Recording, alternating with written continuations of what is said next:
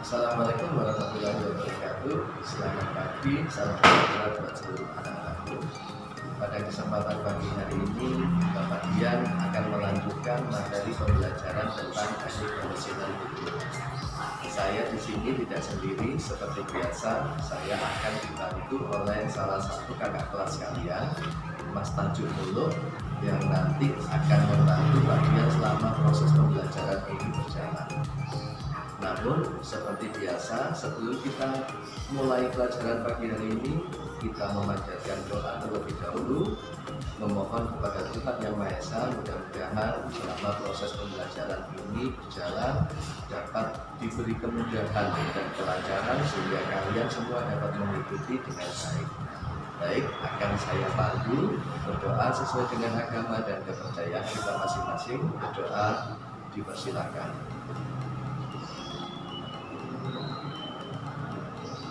Selesai. Dengan itu, pada pagi hari ini saya akan menyampaikan mengenai pengenalan peralatan bantu mesin bubut. Sudah ada di depan meja ini ya, beberapa peralatan bantu yang nanti kemungkinan dapat kita pakai selama proses pemesinan bubut berjalan. Nanti akan saya pandu satu demi persatu mengenai peralatan bantu ini yang nanti akan saya uraikan secara luas berkaitan dengan fungsi peralatan bantu tersebut. Untuk Mas Anju sebelah sini. Di bagian ujung paling kanan ini ada kunci pengikat baut mata paha. Ditunjukkan. Jadi fungsi dari kunci pengikat baut pahat ini nanti dipergunakan untuk mengikat posisi pisau pahat pada kedudukan tulpos. Coba dulu.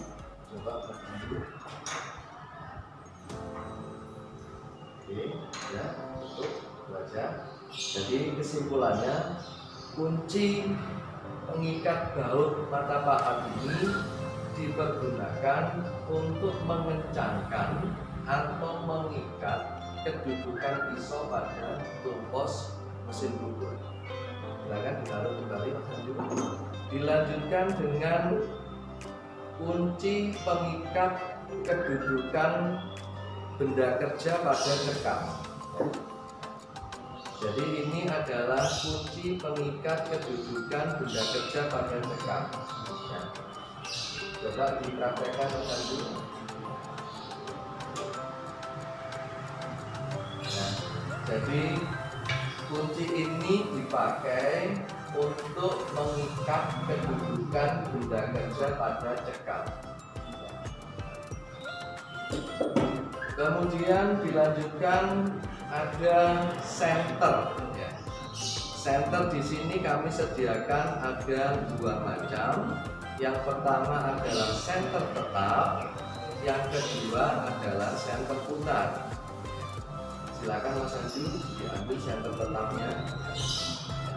Jadi senter ini dipergunakan yang pertama untuk menentukan ketinggian posisi mata pahat.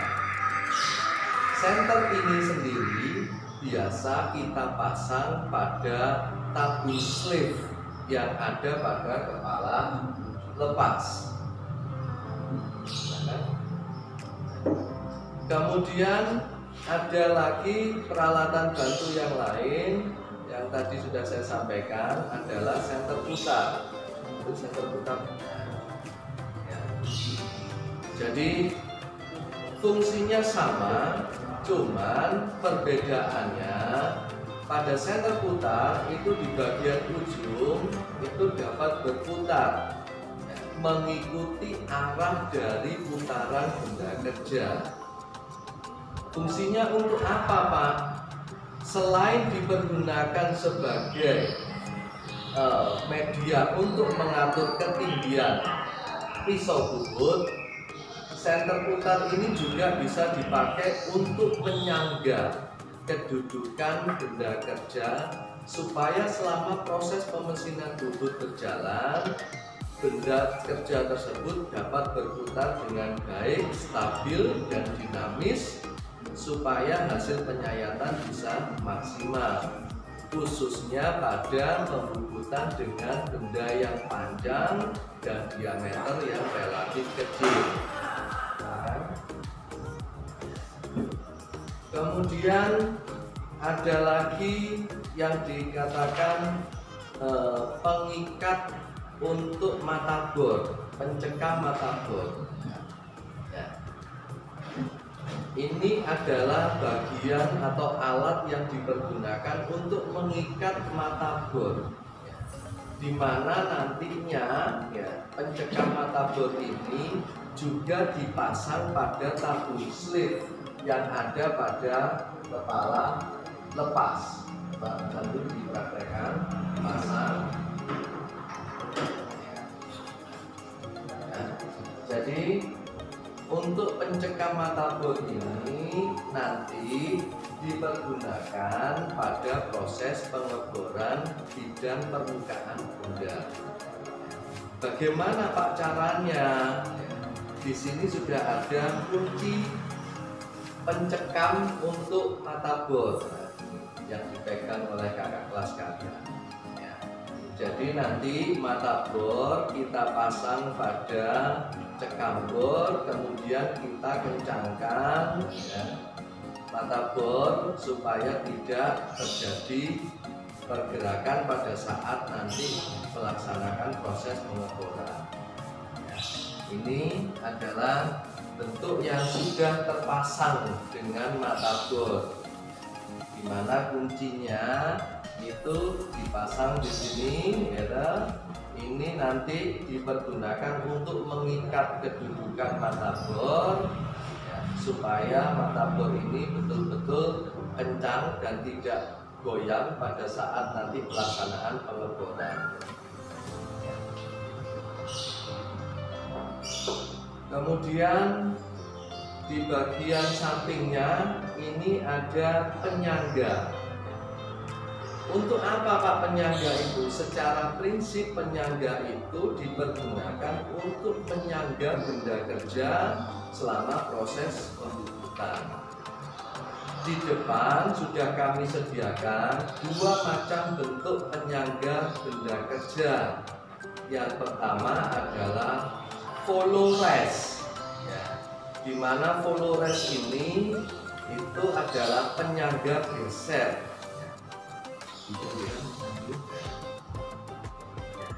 Penyangga geser, pemasangannya penyangga geser ini melekat pada posisi eretan.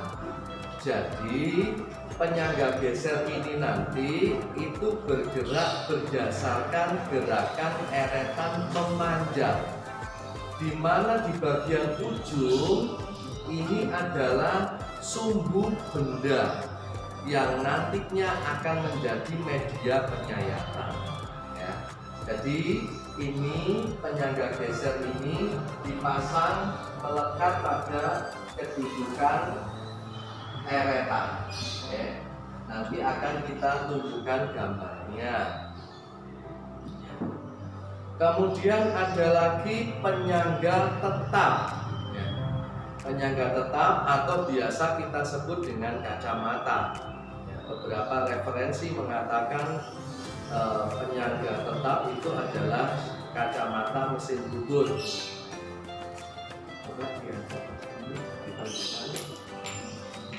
Fungsinya apa Pak? Sama, secara prinsip fungsi dari penyangga itu adalah untuk menyangga kedudukan benda kerja supaya pada proses pembubutan tidak terjadi oleng atau bergetar. Ya. Lantas bedanya pemasangannya bagaimana Pak dengan penyangga jalan tadi?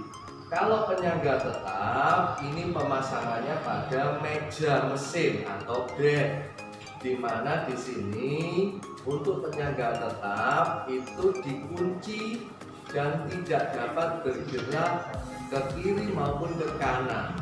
Jadi posisinya tetap ada di salah satu tempat pada bed yang sudah ditentukan. Contoh, ya.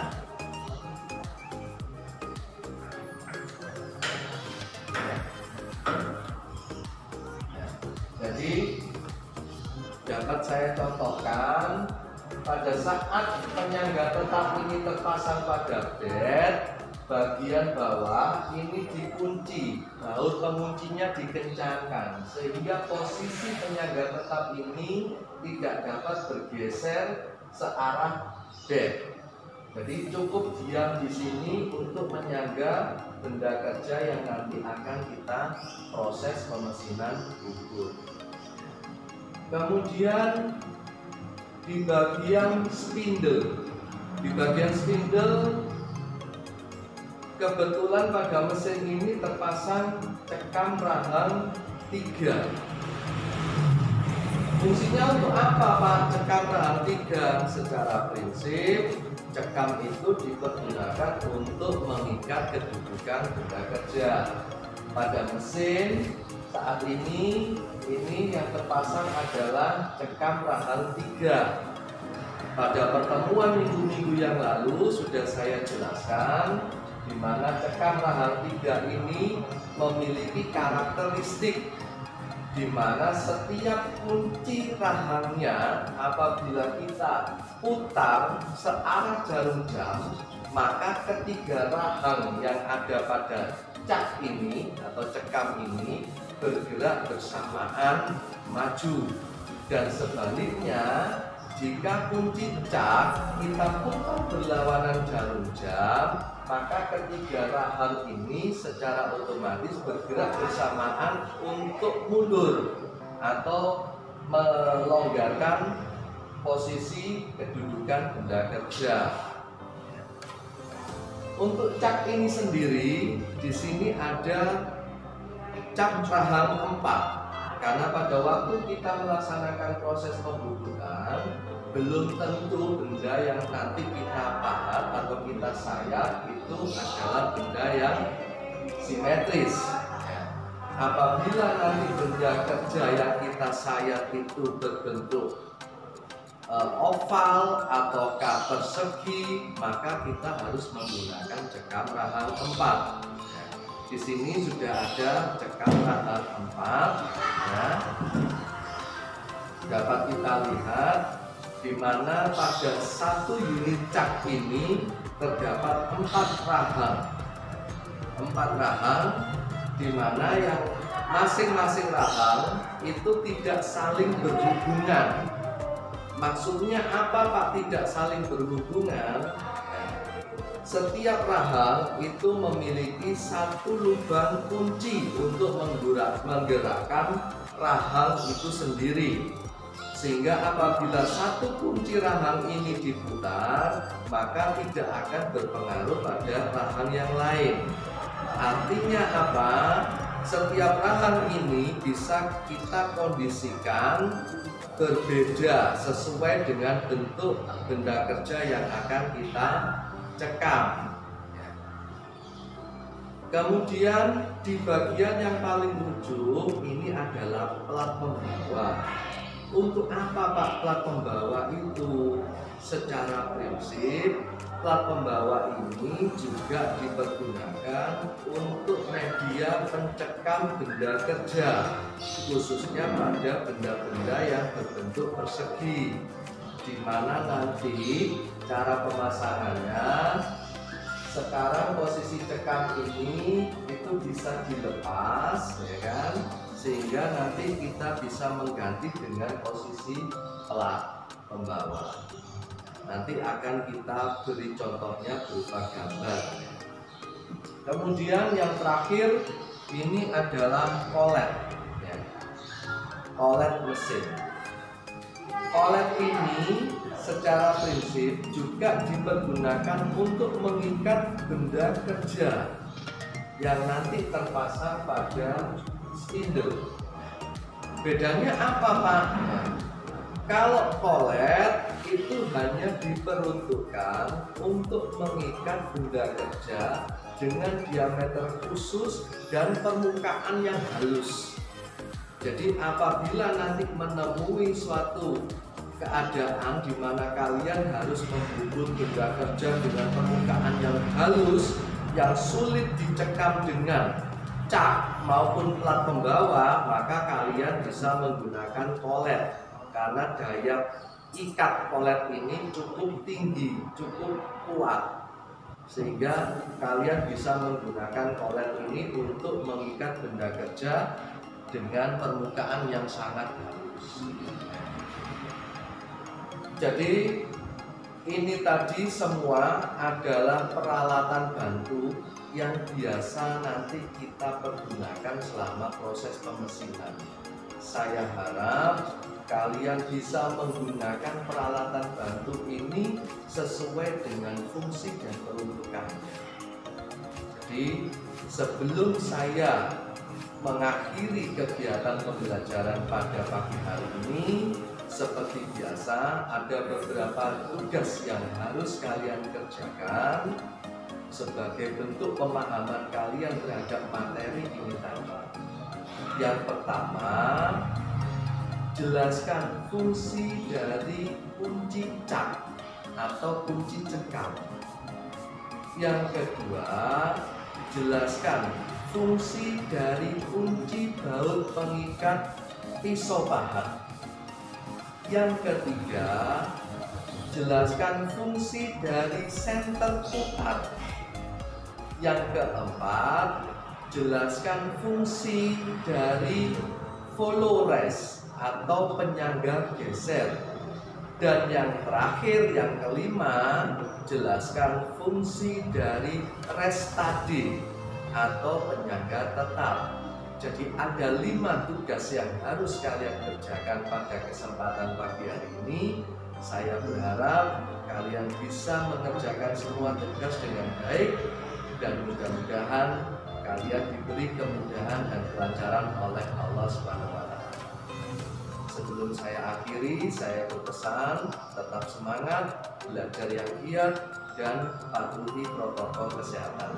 Saya akhiri, wabillahi taufiq wal hidayah. Wassalamualaikum warahmatullahi wabarakatuh.